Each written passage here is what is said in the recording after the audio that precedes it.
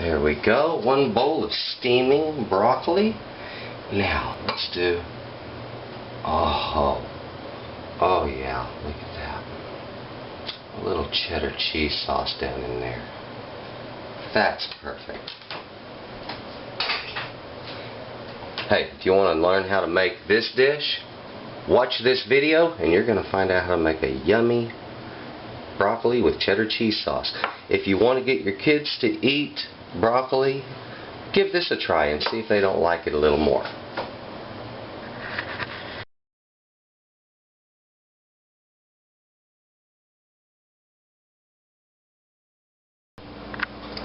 Welcome back to Texas Cooking. Today we are going to be doing broccoli cheddar. Now what this is just simply a steamed broccoli dish with a cheddar cheese sauce to go over the top of it. So I'm going to give you everything you need to know about doing this quick and easy and as painlessly as possible. Okay? First, let's start by processing our broccoli. I want to take off these leaves. You don't have to do this. You can leave these on if you want. I just want to get them out of my way because I don't prefer them. Now, I want to cut that stem back right there. If I want, I can use that, and that's fine. Now, these little segments right here, if you've got a pointed enough knife, you can get up in there. But sometimes having a small paring knife like this is really handy for this type of vegetable because you can get up in there and cut those segments loose like so. Let me cut right through that. There we are. And snap some back. Remember, those can be cooked also. There we are. Take those outer ones, break them like so. That larger piece, how about I just slice it a couple of times. There we are. Now, to cook this, I'm going to need a pan with a simple steamer basket in the bottom, which is what I have right here. There's a little water underneath that.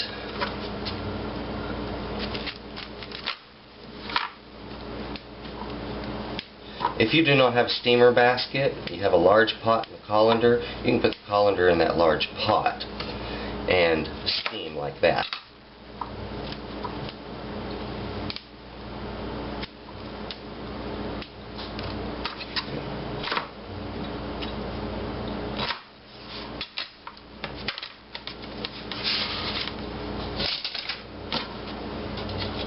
There we go. I have my broccoli florets cut up and we are ready to steam. It's time to prepare our cheese sauce for our broccoli and cheese. Now I'm going to start with a little saucepan that has 3 tablespoons of butter and 3 tablespoons of peanut oil. And I'm going to place that over a medium-low flame. Let's get that running there. After I get this melted, I will then place some flour, and this is 1/8 of a cup of flour here, approximately. I'll be placing that into my butter mixture and cooking that up. And I want to cook it until it's about the color of a peanut. Then, after that comes to that, I will be adding some milk. Now, for this, I like using dried milk that has been reconstituted, so when you're cooking with it, it's a lot less likely to curdle on you. You don't have to worry about that because you don't have the fat content there. It's fat-free. Now, and I have cheddar cheese over here. Now, the cheese I like to use for my sauces are sharp, and they really work better for sauce. Many of the national brands that make macaroni and cheese, they like using sharp cheddars in theirs also, and that's because they're quite attractive to the palate once they're heated properly. Now, this is melted. We're just bringing up in temperature a little bit.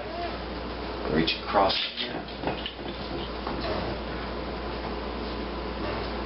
I'm going to put my flour in this.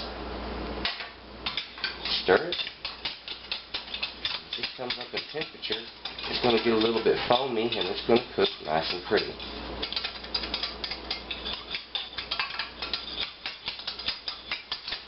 There we go. It's nice and smooth.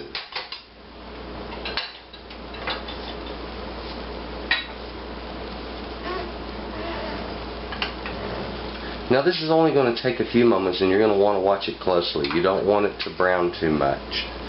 That can definitely change the flavor of this cheese sauce if that roux mixture browns too much.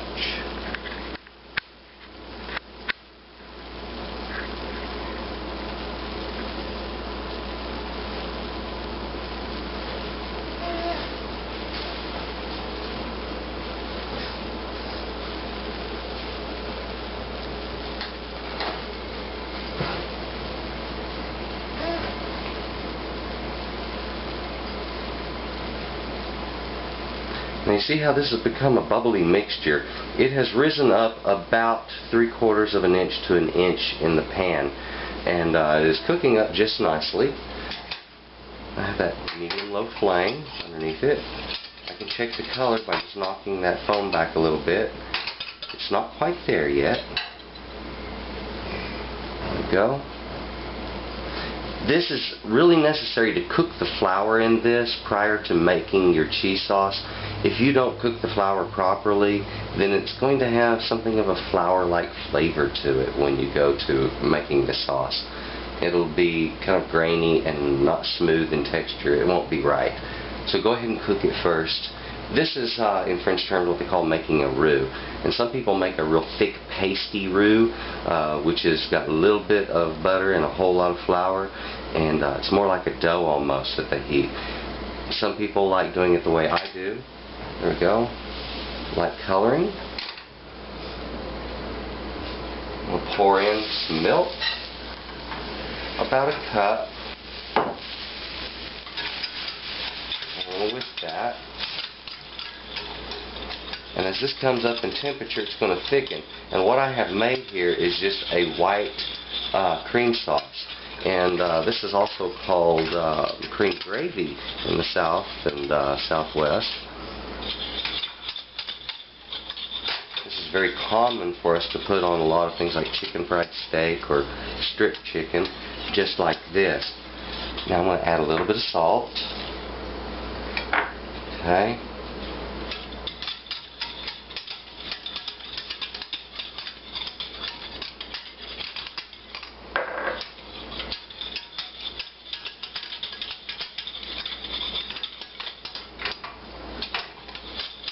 Already starting to thicken.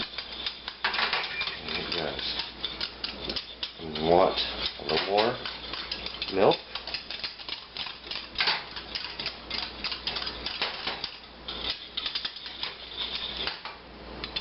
There's a good quality gravy there, but it is still in the thickening mode.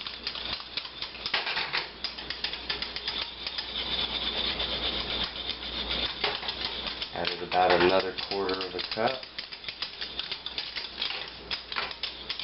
I started with about 2 cups of milk.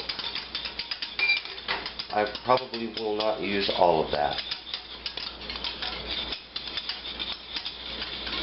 And I want this sauce to be about the consistency of a nice cheese sauce. And you've seen these. You've seen them applied in restaurants and things, so you know about what I'm talking about. It's about the same consistency as the cheese for macaroni and cheese. That's what you want this sauce to be.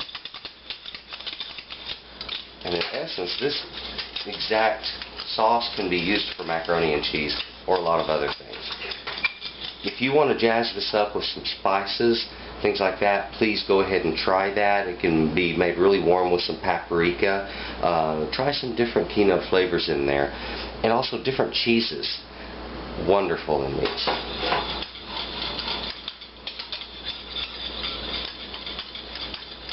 I'm just going to start adding in my cheese, whisking it in.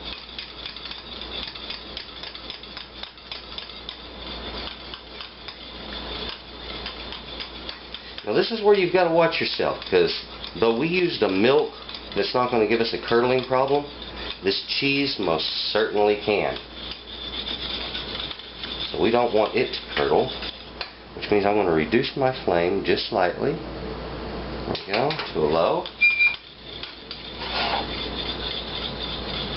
And the cheese I've already put in there has already melted. It's formed a beautiful cheese sauce. Isn't that nice?